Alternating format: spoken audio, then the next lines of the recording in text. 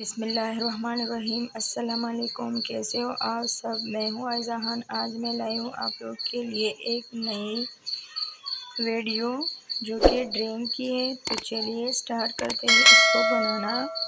यहाँ पे मैंने ली है 1 किलो स्ट्रॉबेरी।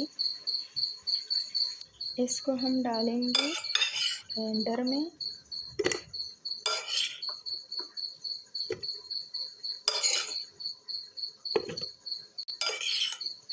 और 1 किलो मैंने ली है दूध। दूध को मैंने अच्छे से उबाल ली है। हम दूध डालेंगे।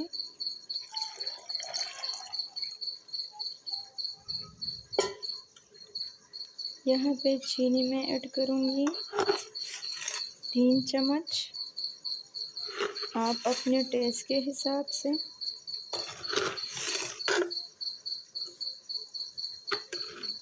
अब ग्राइंड करेंगे।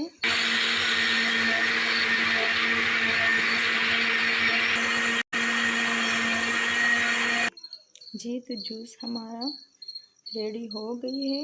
अब हम इसको सर्व करेंगे। जी तो देखिए माशाल्लाह कैसी लगी स्ट्रॉबेरी जूस। अगर अच्छी लगी हो तो प्लीज़ लाइक करें, सब्सक्राइब करें। आखिर में मैं इसमें कोकोनट पाउडर ऐड करूँगी।